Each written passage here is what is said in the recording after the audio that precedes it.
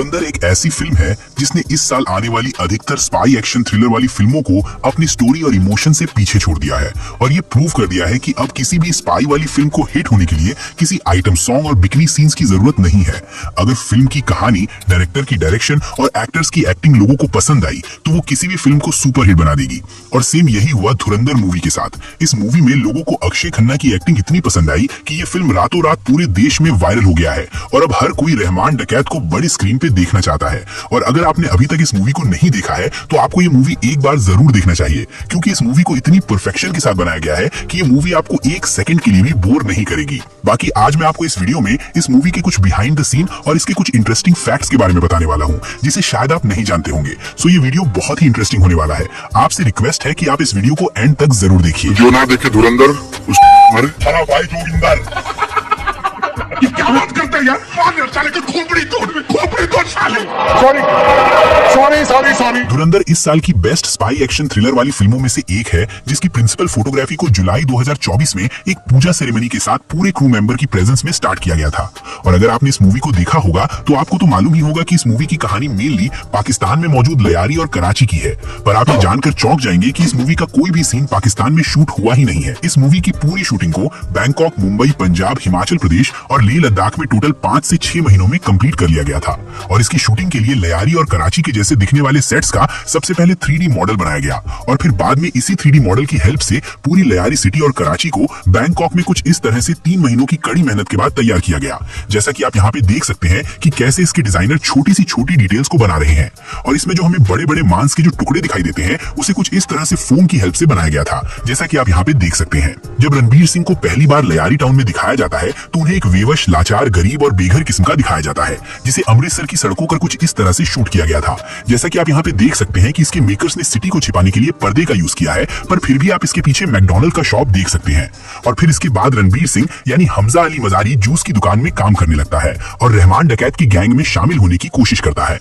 और जब रहमान डकैत की बेटी की मौत होती है तब पहली बार हमजा रहमान डकैत से मिलता है, यानी कि ये वाला सीन जिसमें हमें ये देखने को मिलता है कि रहमान डकैत को उसकी बीबी जोर से एक थप्पड़ मारती है, जो कि इस मूवी में बेहद ही इमोशनल और इंपॉर्टेंट सीन था।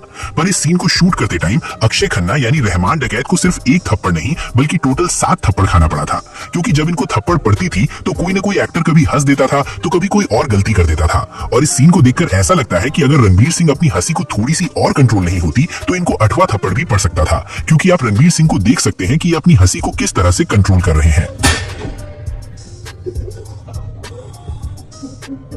और फिर इसके बाद रहमान डकैत अपने बेटे की मौत का बदला लेने का फैसला करता है और इस पूरे फाइट सीक्वेंस को बैंकॉक में बनाए गए सेट में कुछ इस तरह से शूट किया गया था, जैसा कि आप यहाँ पे देख सकते हैं। और फिर ये वाला सीन जिसे एक नकली मिठाई की दुकान में शूट किया गया था, जिसके अंदर सिर्फ इस सीन को शूट करने के लिए ये बड़े बड़े बॉयलर को लगाया गया था और इसे रियल में उबलता हुआ दिखाने के लिए स्मोक मशीन का यूज किया गया था। और फिर कुछ इस तरह से अलग अलग कैमरा एंगल से इस सीन को शूट किया गया, जैसा कि आप देख सकते हैं।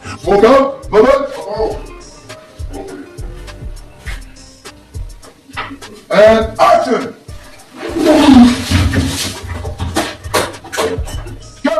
और अब आप उस सीन को शूट होता हुआ देख सकते हैं जिसमें हमजा बाबू डकैत की टेम्पो को अपनी गाड़ी से कुछ इस तरह से उड़ा देता है, जिसे रियल टेम्पो और वायर्स की हेल्प से शूट किया गया था। और फिर आपने ये नाइट क्लब वाला सीन तो देखा ही होगा जिसमें हमजा और यलीना का कुछ पुलिस वाले पीछा करने लगते हैं, जिसे चंडीगढ़ के क्लब में ही और रोज गार्डन एरिया के आसपास कुछ इस तरह से शूट किया गया था।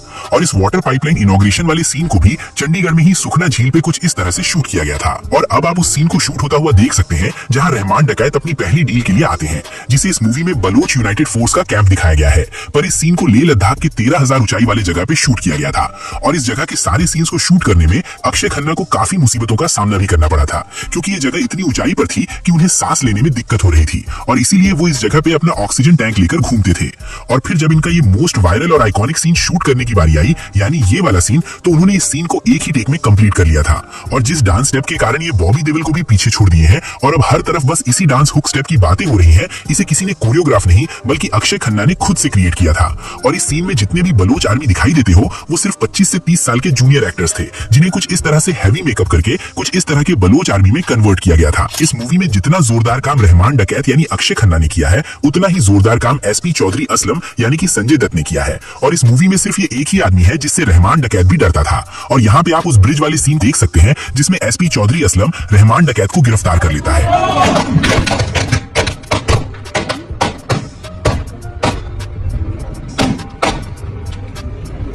और आप यहाँ पे देख सकते हैं कैसे इस छोटी सी सीन के लिए इसके मेकर्स एक रियल कार को ब्रिज पर से पानी में गिरा रहे हैं।